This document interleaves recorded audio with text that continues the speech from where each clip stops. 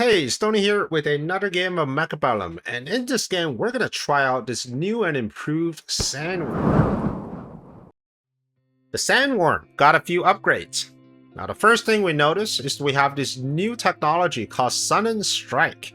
And what it does is allows the Sandworm to emerge from the ground a lot faster, and the very first attack after they emerge from the ground will be increased by 100% with the splash range increased by 10 meters.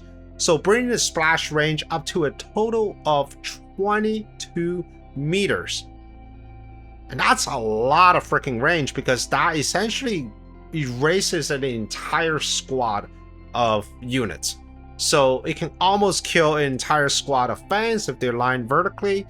It would definitely kill an entire squad of steel balls, sledgehammers, and because of its increased damage, it can now contest large units even better, right? So if you have, let's say, steel balls, right? Steel ball always has been a problem that they lock onto the Sandworm very quickly, they charge up very quickly, and if the Sandworm isn't able to clear the chaff in front of it and get to the steel balls, it can kill it very quickly.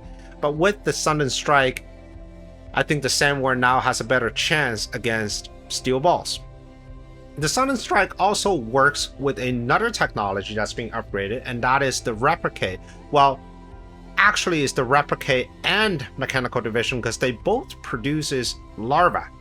In the past, when you use this technology, your larva would always stay at level 1. So they've changed it so that now your larva will stay at the same level as the Sandworm. And the reason I said the Sudden Strike works with Replicate is because the sooner you can clear the units in front of you, the sooner you can get back underground and pop up one more time, essentially utilizing the effect of Sudden Strike once again, and you're creating an extra larva upon your emergence. Alright, enough talk about the Sandworm, let's see it in action. At the bottom here, I am playing as a Giant Specialist. I am up against Clint playing as a Sabertooth Specialist. Sabertooth is one of the two new specialists that's being introduced in patch 0.9, so the other one being the Farseer Specialist. The Marksman Specialist has also been reworked, so instead of spawning a level 3 orange man on turn 1, now you're getting that orange man on turn 2.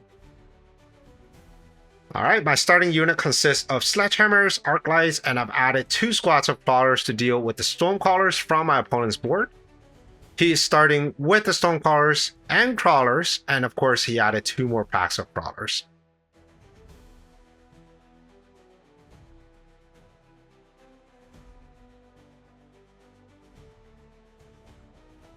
Alright, my board is extremely strong at chaff clear right now, so I was able to decimate his 5 squads of crawlers, and with those gone, I was able to move forward and take the win on round 1.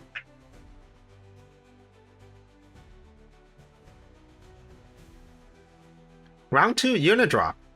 Lots of interesting options. I think Farseer makes a lot of sense if you want to go something against the Stormcallers. But for me, I wanted to go Sandworm, so I took the Wraith. A Wraith Worm Wasp meta is still very much a meta right now. And I feel like with the new buff to the Sandworm's Replicate technology, which allows the Sandworms to produce larvae at the same level as the Sandworm, it could be even stronger. So I'm setting up my board right now for the Triple W meta.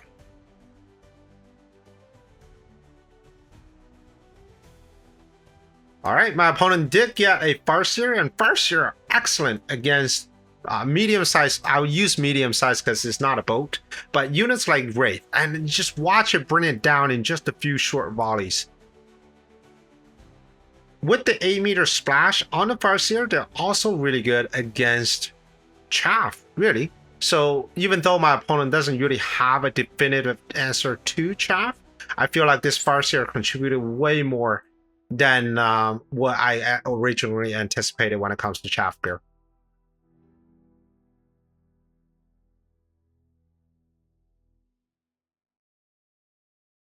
Alright, very good. Okay, so now the question is, how bad is the tower timing going to be? And the answer is, absolute garbage.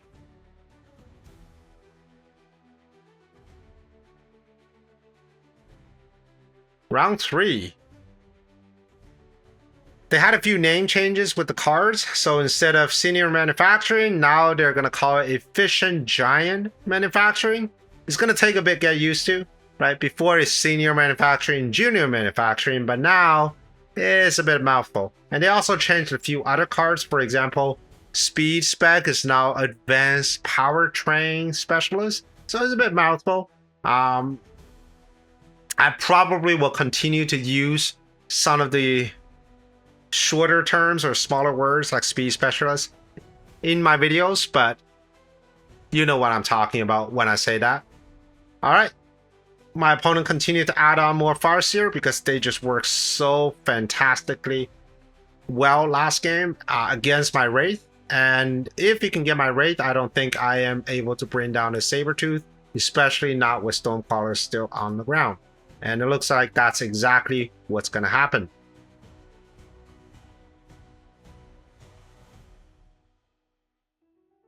All right, round 3 goes to my opponent.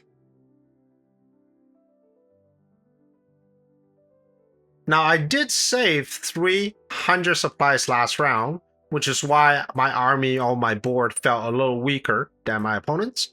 And the reason I saved it is because being giant spec, I wanted to bring 2 Sandworms in the same turn. And with the Sandworms, I am clicking on Sandstorm first, and that is because I want to make sure that the Sandworms get leveled and the rest of my units get leveled without dying too quickly to his units. The Sandstorm is actually going to pull both the Sabertooth and the Farseer closer, preventing it from firing as they move, right? So it's a 50% range reduction.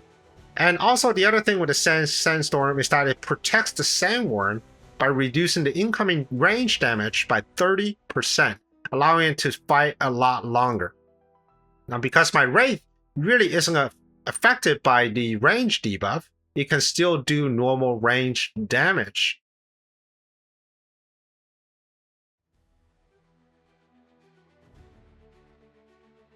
Alright, it looks like both Sandworms are getting the job done here. And the Sandstorm is forcing this Farseer to walk even closer within Sandworm's attacking range. Right, that's one other thing I love about the Sandstorm, because without it, Sandworm will have to move every single time it needs to attack the unit. Now, sometimes it is a good thing to have that, because let's say you want to do a lot of replicating, right, with the larva. But I would love to see some units being pulled and Sandworms to continue to do its damage. Alright, we got reinforcements. I got one of my Sandworm already leveled, so it's a no-brainer just to take the enhancement module. Not only gives a free level, but it also increases attack and HP by 20%.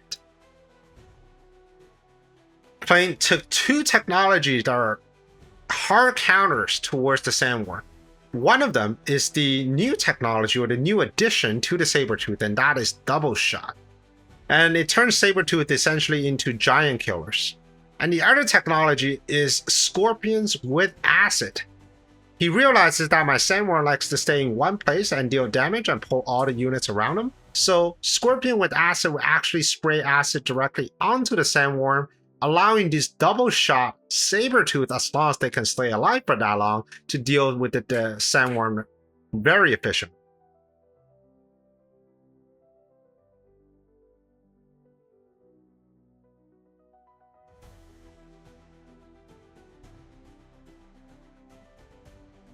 Alright, so here's an example of the technology from this larva. So now, as you can see, that's a level 2 larva.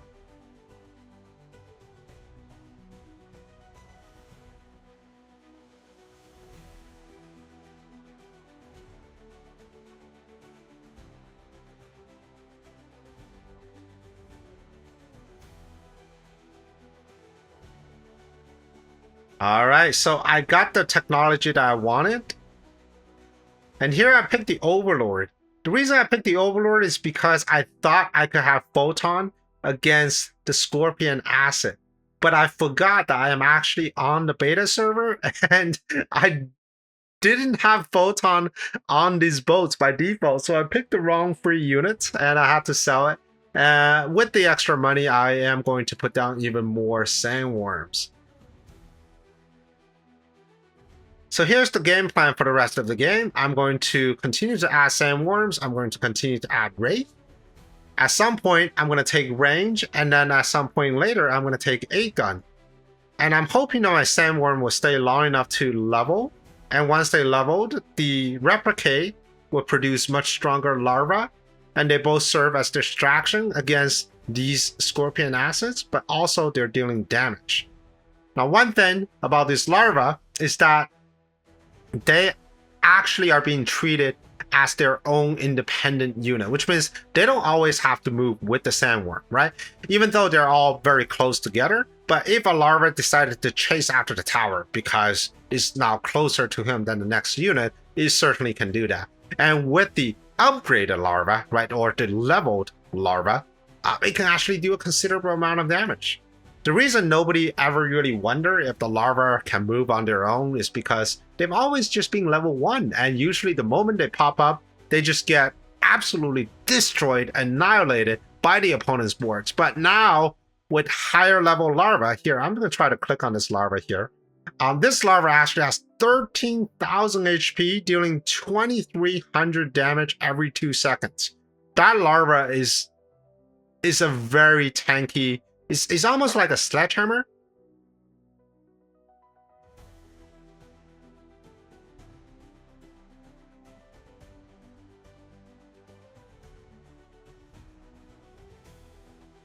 All right, round 7. We got some reinforcement cards. My opponent decided to take the Assault Scorpion. That's an excellent card. It allows the Scorpion to shoot about 30% faster, and because these are acid Scorpions, they're going to do a lot more damage to my Sandworms. At some point, I feel like the Scorpions are also going to get the double shots. They're turning them into absolute giant killers. Now I'm hoping that my larva is going to tank that initial barrage from the Scorpion every time a worm pops out. But I have to prepare for the inevitability of these Scorpions eventually outscaling my Sandworm. And in order to hedge against that, I've decided to invest even more into the Wraith. I already have a level 3 Wraith, a level 2, and of course added the new one right there in the middle. I pick up the Underground Thread and I popped it right in front of my opponent, and the reason for that is I want to make sure he spray all the assets around his units, right, his Sabertooth, so that when my units eventually moved in, they will be faced against a weakened enemy. Alright, Sandworms popping in. There's just effects going down everywhere.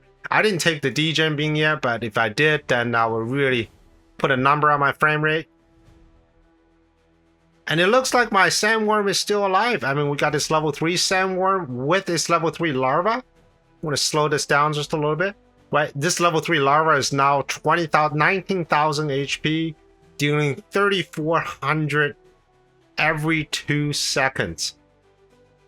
Very powerful stuff.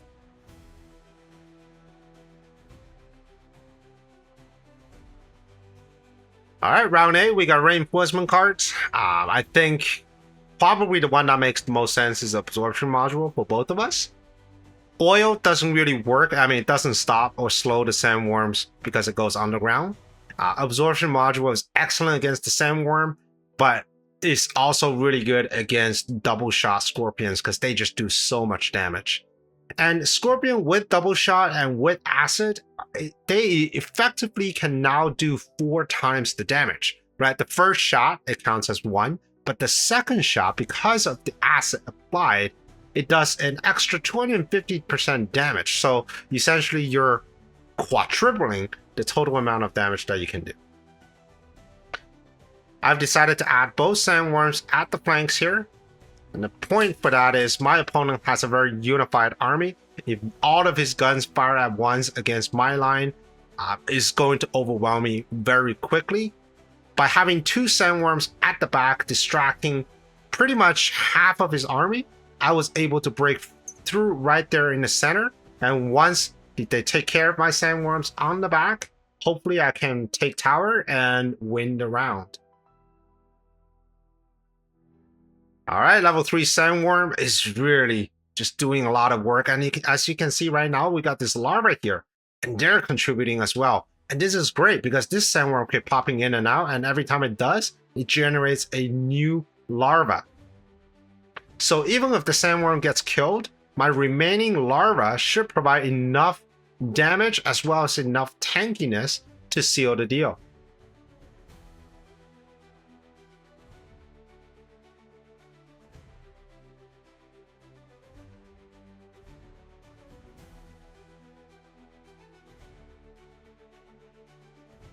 All right, looking at the board here, I think the Wasp makes the most sense. I was going to go to Triple W anyways, and I noticed that right now I have a bit of a problem clearing out the ground unit. I mean, of course, I got the 8-gun Wraith, but the Wraith themselves, while they're great against chaff like the fans, the crawlers, when you're up against a level 3 Sabertooth with 45,000 HP, the Wraith is just not cutting it. So the triple Wasp drop was excellent for me because I was able to tech them with range, but also with ground spec. Increases their damage by 200%, essentially tripling these Wasp damage. My opponent decided to take air spec on the Typhoons and also got Wasp of his own. I was a little worried about air spec Wasp because that could be a thing, but I do have 8-gun Wraith with range, so even if you have air spec, as long as I can get into the range, I should be able to take you down. A squad of Wasp got instantly deleted by my level 1 Wraith. Sandworm gets popped out. My ground spec Wasp are doing work, clearing out the center army a lot faster than the last game, and because the rest of my opponent's army were being distracted by the sidelines, now when the worm continues to fight, they'll be generating several more larvae, providing that crucial tankiness. And with the tower gone, I think that's GG. So how do I feel about the new updates to the worm? I think I like it. I think the worm is currently underused. Most of the time people choose the worm as a hard pivot into the final round of the game. But now with the worm and the larva to be at the same level, I feel like the worm can really be a carry unit at some point, right? So I like it. How do you feel about it? Let us know by leaving a comment below. Well, thanks for watching. If you enjoyed this video, I got another one that's even better. Check it out, and I'll see you on the next one. Prepare your tactics. Mechabellum's calling. Deploy your fortress. The battlefield's alive with